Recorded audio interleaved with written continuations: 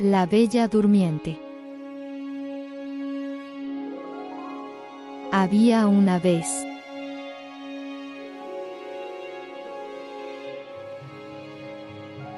un gran señor que fue bendecido con el nacimiento de una hija de gran belleza a la que llamó Thalia. Era la primogénita y había demorado bastante en llegar, lo cual la había convertido en la joya más preciada y querida del joven señor y su esposa.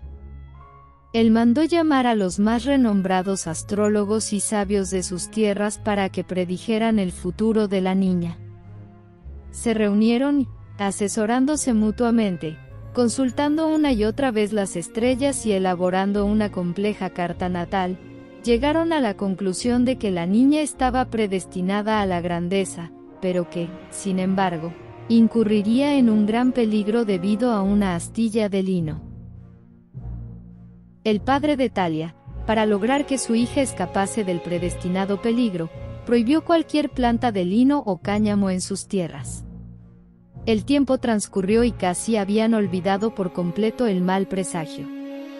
Thalia se convirtió en una joven no solo bella, sino también con un corazón bondadoso, una mente despierta y un carácter alegre.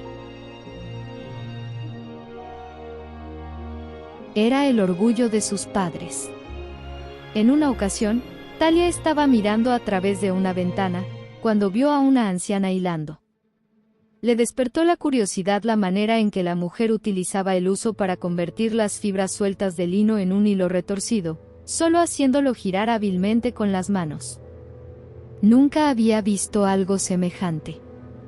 No le habían contado del peligro del lino para no preocuparla, creían, de manera innecesaria. Lo cierto era que la anciana venía de otras tierras y desconocía la prohibición. Quiso el amargo destino que la única en ver a la viejecita en ese momento fuese Thalia. La joven salió del castillo como un torbellino e invitó a la anciana a que le enseñara a emplear el huso, en una habitación apartada del castillo. Le prometió una buena recompensa. La anciana, de buen grado, accedió. Thalia, tomando el huso en sus manos, gracias a las sabias indicaciones de la anciana, comenzó a hilar el lino, con un gran entusiasmo. Pero como el destino es ineludible, al poco tiempo se clavó una astilla de lino bajo la uña. Sintió un mareo y luego se desplomó, como muerta, al suelo. La anciana, asustada de las consecuencias que podría acarrearle el incidente, huyó despavorida, abandonando el huso y el lino en su prisa. El médico del castillo habló de un exceso de bilis en su sangre, pero ninguno de sus remedios logró despertarla. Para los criados, el evento era un castigo del cielo o el hechizo de alguna bruja. Para los sabios, un misterio que desafiaba las leyes de la naturaleza. Después de que el padre de Thalia llamó a los médicos más renombrados del país y que todos atribuyeran el sueño del que no podía despertar a diversas causas, como desequilibrios de los humores, influencias astrológicas, maldiciones, venenos o incluso aires corruptos, transcurrido cierto tiempo, aceptó que había perdido tanto la batalla como a su adorada hija.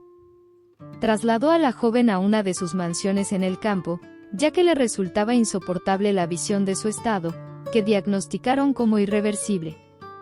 El deterioro de su cuerpo, lento pero inevitable, lo llevaría a la locura. Por eso creyó que la mejor decisión sería dejarla allí, aislada, con 2 sirvientas que la asistieran y cuidasen, y continuar la vida como si Thalia ya no estuviese en este mundo. Las sirvientas usaban un paño limpio empapado en líquidos nutritivos, como caldo de pollo o de hueso, presionándolo en sus labios para que absorbiera el contenido. Este método requería mucha paciencia, pero era algo que habían practicado con anterioridad con bebés y enfermos y, justamente por este motivo, habían sido escogidas por el padre de Thalia. También le administraban agua o infusiones gota a gota con pequeñas jarras con picos delgados, y usaban trozos de tela empapados en agua para humedecer su boca, asegurándose de que no se deshidratara. Masajeaban sus brazos para mantener la sangre en movimiento. cambiaban su posición al amanecer y al atardecer, murmurando oraciones y frotando su piel con aceite para evitar que las marcas del tiempo la vencieran. Mucho después, cuando Thalia ya había despertado de su sueño, las llamó mis hadas. Sucedió que un día, mientras las dos cuidadoras de Thalia estaban en el mercado del poblado, para abastecerse de provisiones que se habían terminado antes de lo previsto, el joven rey pasó cazando por las cercanías. Uno de sus halcones escapó de su mano y voló al interior de la mansión a través de una ventana. No acudió cuando le llamaron, así que el rey tuvo que llamar a la puerta. Nadie atendió y supuso que estaba deshabitada. Le urgía recuperar al halcón, por lo tanto decidió trepar por la enredadera que cubría el muro.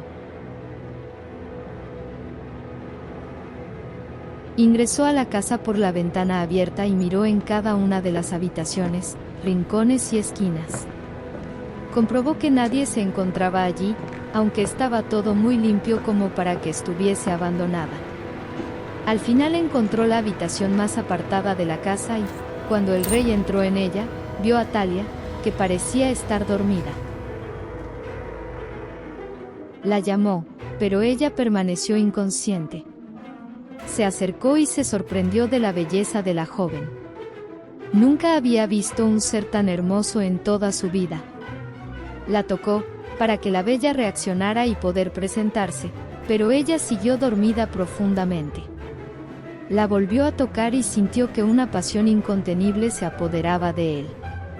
En el reino, se decía que el señor tenía derecho sobre todo lo que habitaba sus tierras, las cosechas, el ganado y hasta las mujeres. Nadie cuestionaba aquella ley no escrita, pues el temor era más fuerte que la razón. Y el rey estaba acostumbrado a tomar lo que deseaba, sin cuestionarse demasiado. Aquella vez no fue la excepción. Dejándola en la cama, volvió a su castillo, donde, debido a sus numerosas ocupaciones, no recordó ese momento como más que un simple incidente. O tal vez no quiso pensar, porque, en el fondo de su conciencia, no se sentía orgulloso de lo que había hecho. Las dos sirvientas, al encontrar a Thalia en ese estado, se horrorizaron por lo que había sucedido mientras estaban ausentes. Decidieron callar, por miedo al castigo. El descuido resultaba imperdonable. Sin embargo, las consecuencias de lo acontecido terminaron por hacerse evidentes. Thalia esperaba un hijo. Al cabo de 9 meses comenzó el trabajo de parto sin que Thalia despertara de su letargo. Cuando finalmente dio a luz, el bebé vino al mundo con un llanto que llenó la habitación silenciosa. Una de las sirvientas, con manos temblorosas pero decididas, limpió al recién nacido y cortó el cordón umbilical. No había terminado la tarea cuando apareció un segundo bebé, en esta ocasión una niña. Las dos mujeres se alegraron, sabiendo que ahora su misión no era solo cuidar a la madre, sino también a los dos pequeños seres que habían llegado como rayos de esperanza. Los colocaban sobre los pechos de su madre cada cierto tiempo, para que se alimentaran. Una vez, buscando el pecho sin encontrarlo, el niño comenzó a succionar uno de los dedos de Thalia, y lo hizo tan fuerte, que sacó la astilla de lino que se había quedado clavada en él. Thalia se despertó así de un largo sueño, y viendo sobre ella a sus dos gemelos, los sostuvo contra su pecho, y los bebés fueron lo que más quiso ella en toda su vida. Pero estaba confundida. No entendía qué había pasado y por qué tenía dos hermosos bebés a su lado, aunque estaba muy segura de que eran sus hijos. Las sirvientas casi se desmayan de la sorpresa y la emoción cuando la encuentran despierta. Le relatan todo con detalle, incluso su descuido y lo que había sucedido mientras no estaban en la casa. Thalia se entristeció. Su padre jamás aceptaría tal deshonra, aunque ella no fuese culpable de nada. Era probable que terminara pasando el resto de sus días en un convento, sin poder ver ni criar a sus hijos. Y si su padre había decidido convertir aquella mansión en una tumba, ¿para qué contrariarlo? Así permanecería por siempre. Mientras tanto el rey, que había querido olvidar aquel incidente vergonzoso, al final terminó convirtiéndolo en un recuerdo obsesivo. Anunció que se iría de casa y volvió a la mansión donde residía la bella joven durmiente.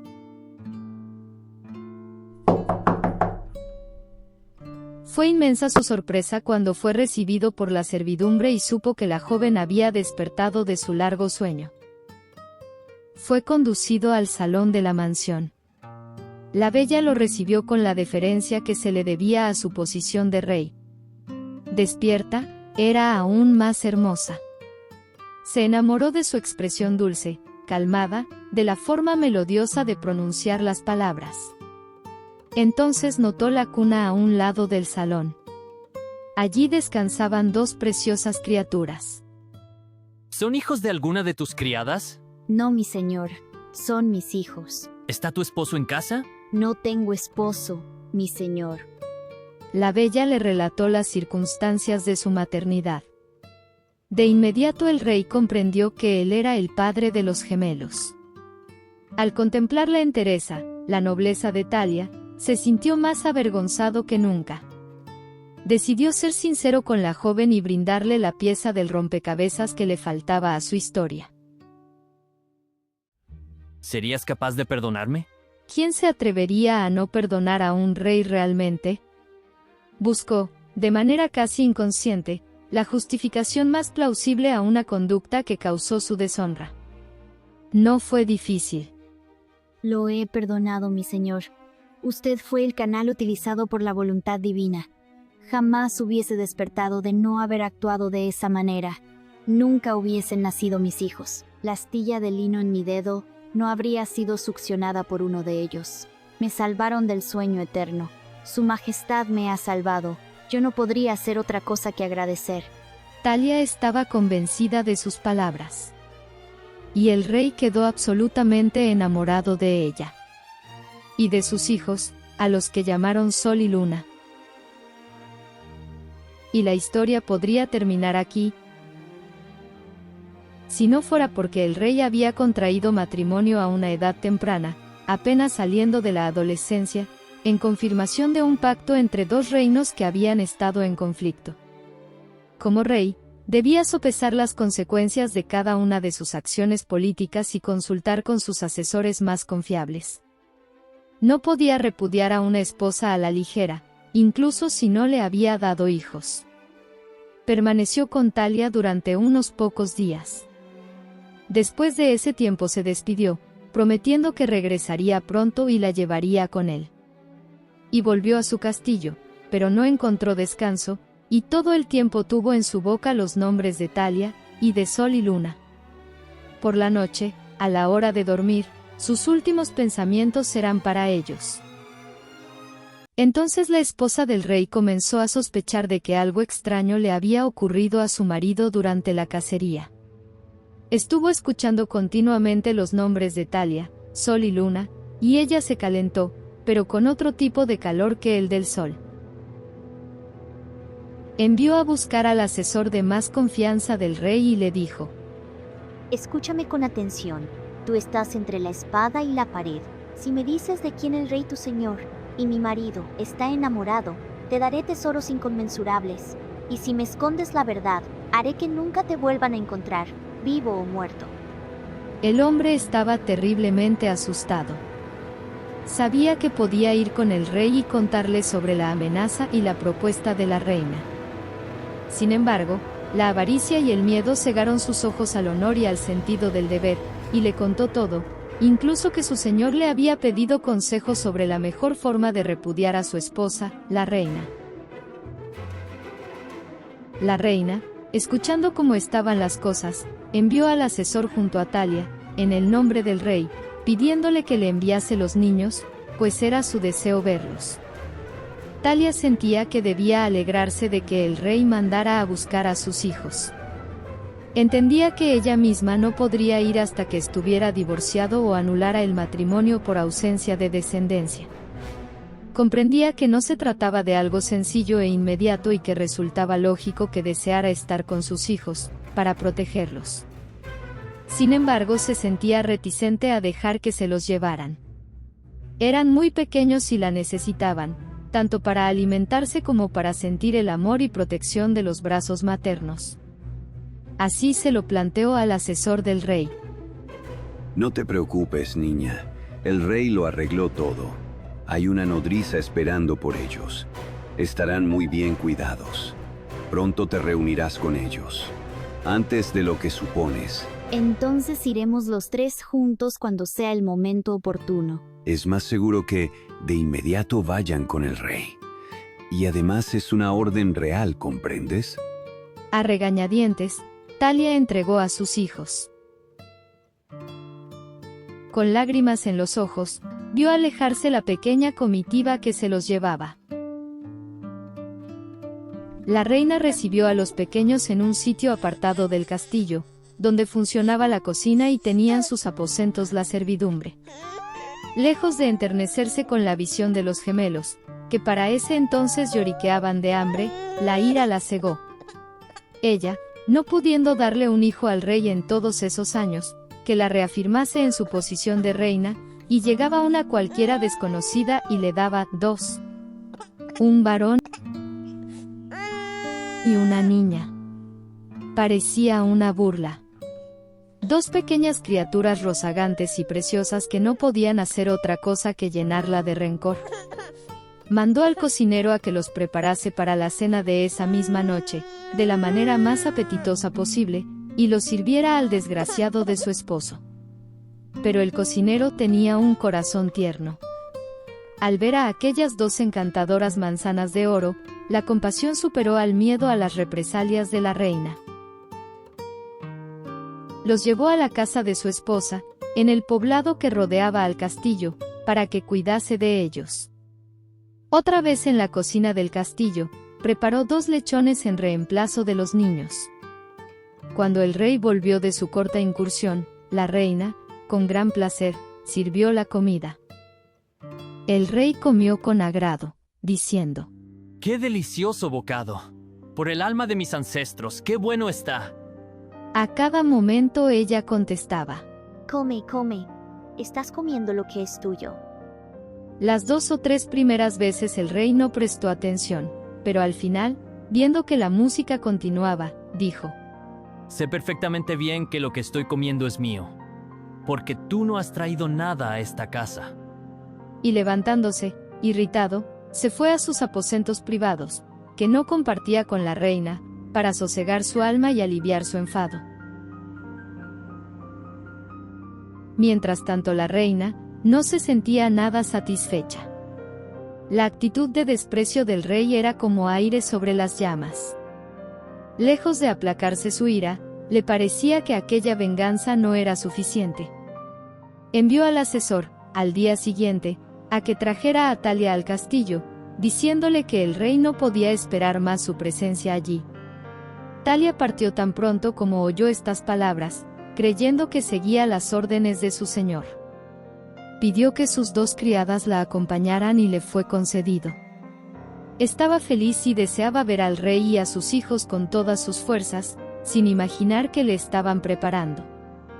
Se encontró, para su sorpresa, con la reina, cuyo rostro brillaba debido al fuego de la ira que había en ella. Se presentó a ella así: Bienvenida, señora cualquiera. Tú eres el bien preciado, la mala hierba que divierte a mi marido. Así que eres el pedazo de inmundicia, perra cruel, que me ha causado tantos quebraderos de cabeza. Prepárate, pues serás bienvenida en el purgatorio, donde te compensaré por todo el daño que me has hecho. Talia, oyendo esas palabras, comenzó a disculparse, diciendo que no había sido su culpa, ya que el rey, su marido, había tomado posesión de ella mientras dormía, pero la reina no escuchó sus excusas. La arrastró hasta el patio del palacio. Talia no se atrevió a defenderse. La reina entonces mandó a los criados a que hicieran un gran fuego en el medio del patio y ordenó a Talia que se arrojase sobre él.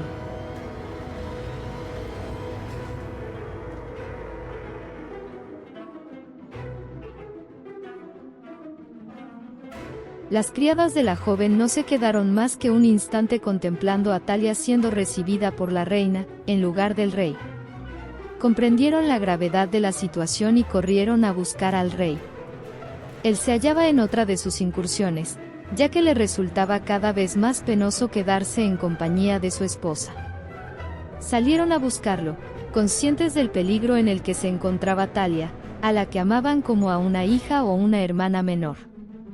El tiempo era crucial. Preguntaron entre la servidumbre. Y corrieron como jamás en toda su vida. Talia, mientras tanto, viendo que aquello iba mal, se arrodilló ante la reina y comenzó a suplicar que le permitiese al menos quitarse las prendas que llevaba.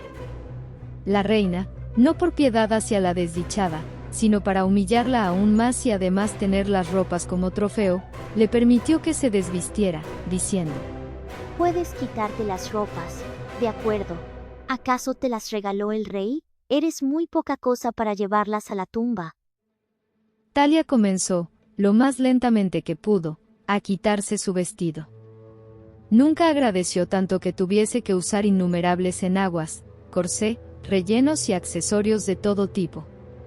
Y en cada prenda se demoraba, simulando una torpeza infinita.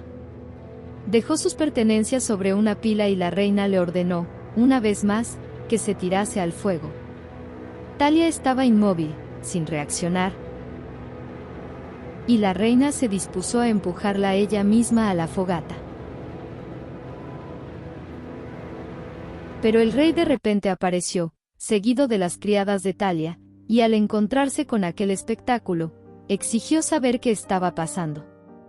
Preguntó por sus hijos, y su mujer, sintiéndose perdida, le reprochó a él su traición y le confesó que ella los había hecho guisar y se los había servido a él como comida. Cuando el desgraciado rey oyó esto, cayó en la desesperación, diciendo: Ay, entonces yo mismo, he sido el lobo para mis propios corderos. ¿Cómo no pude percibir que estaba comiendo a mi propia sangre? Tú, maldita, ¿cómo pudiste hacerle algo así a tu señor y esposo? No tienes perdón divino, y mucho menos el mío. Talia lloraba amargamente al enterarse del que creía el terrible destino de sus hijos. Las criadas fueron a cubrirla y darle consuelo. El rey ordenó a su guardia que ayudaran a la reina a tumbarse sobre el fuego que había preparado para Talia, y que su asesor fuese con ella, porque había mantenido ese amargo juego, y había sido cómplice de su endemoniado plan. El rey iba a hacer lo mismo con el cocinero, que creía que había guisado a sus hijos, cuando el hombre se puso a sí mismo a los pies del fuego, diciendo: En verdad, mi señor, por tal hecho, no debería haber nada más que un montón de fuego vivo, y sin otra ayuda que una lanza por la espalda, y ningún otro entretenimiento que dando vueltas dentro de las llamas de fuego, y yo no debería buscar ningún otro honor que el que tienen mis cenizas, las cenizas de un cocinero mezclados con las de la reina. Pero esta no es la recompensa que espero por haber salvado a los niños, a pesar de la hiel de la maldita, que quería matarlos, y regresar a su cuerpo, Señor, lo que es de su propio cuerpo. Al oír estas palabras el rey se detuvo. Pensó que estaba soñando, y no podía creer lo que oía. Así pues, se volvió al cocinero y le dijo: Si es cierto que salvaste a mis hijos, ten por seguro que te sacaré del fuego, y concederé con gusto todos tus deseos, pues esa será tu recompensa por haber sido capaz de hacerme el hombre más feliz de este mundo. Mientras el rey decía estas palabras, la mujer del cocinero, que había visto la necesidad de su marido, trajo a los dos niños, Sol y Luna, junto a su padre. Y el rey nunca se cansó de jugar con los tres, su mujer y sus hijos, que se hicieron una rueda de molino de besos, ahora con uno y después con el otro. Dio generosas recompensas al cocinero, y le hizo chambelán. Las criadas de Talia se convirtieron en sus damas de compañía y parte de la familia. El rey se casó con Talia, y ella vivió dichosa una larga vida con su marido y sus hijos.